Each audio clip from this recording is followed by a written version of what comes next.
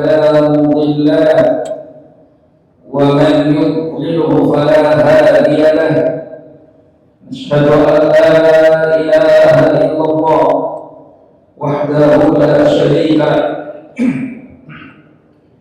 ونشهد أن محمدا عبده ورسوله لا نبي ولا رسول بعده.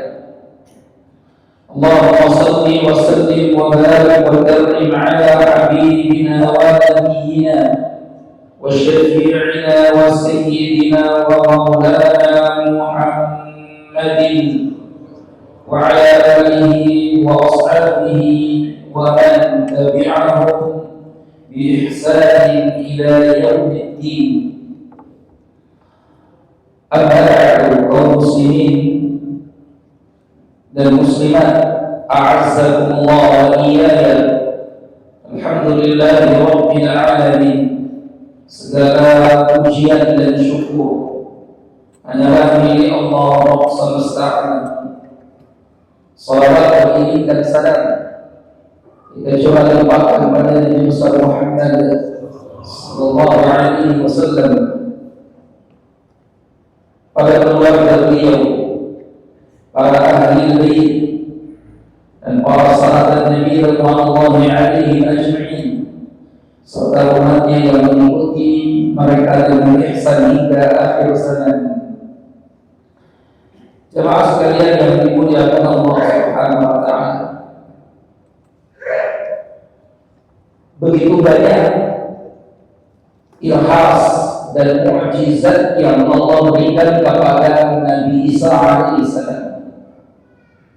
Ilhas artinya kejadian-kejadian luar biasa yang dialami oleh seseorang yang akan menjadi bakal seorang nabi dan rasul utusan Allah.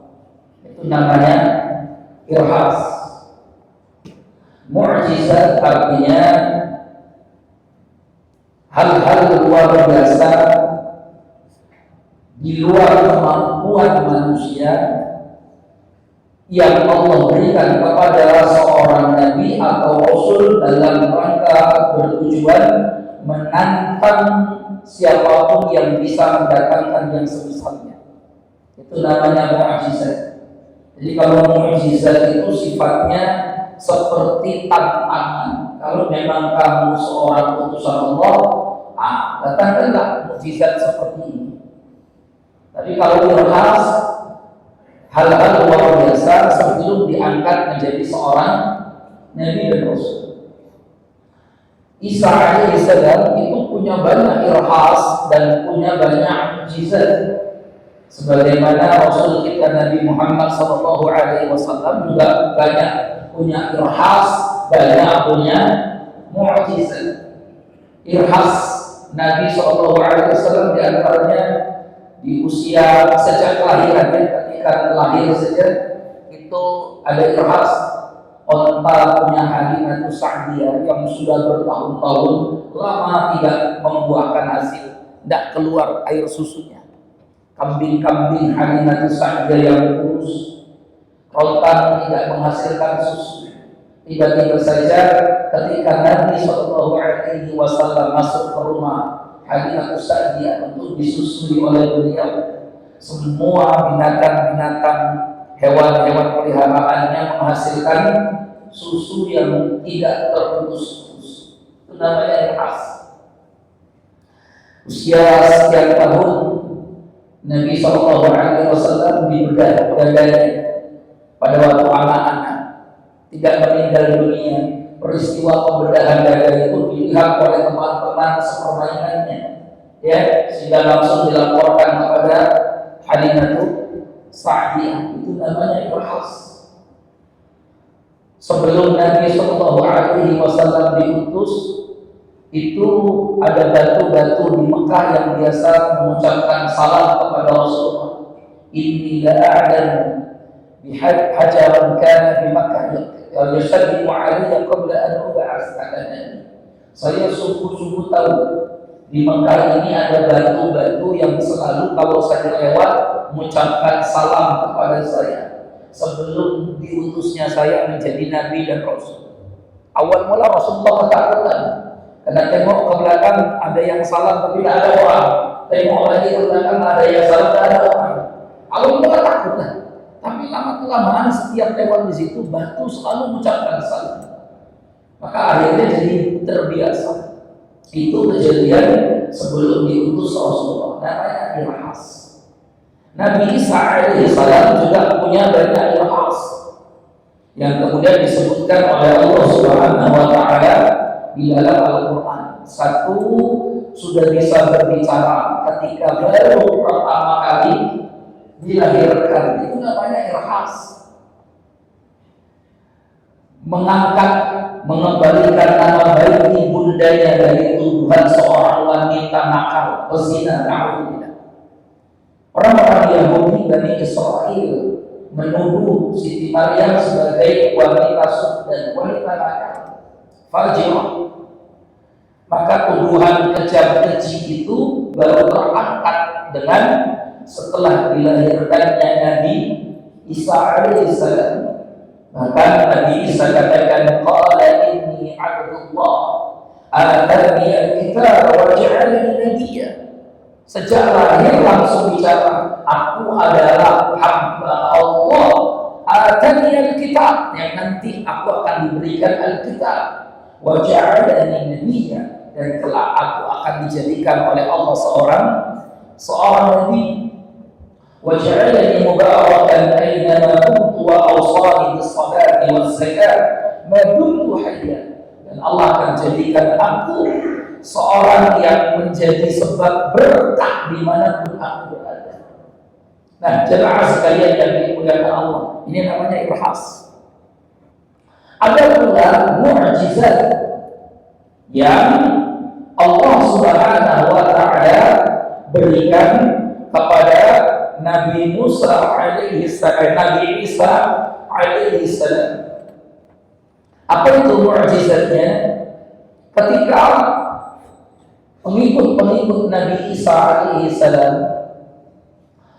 coba datang kepada beliau, disebutkan dalam tafsir Ibnu Katsir di surah Al-Maidah, ketika beberapa orang dari Bani Israel yang mengikuti dakwah ajakan Nabi Isa alaihissalam meminta kepada Nabi Isa alaihissalam bukti tentang kemahabesaran Allah Subhanahu wa taala, karena mereka melihat sudah banyak keajaiban-keajaiban yang Allah berikan kepada Nabi Isa alaihissalam.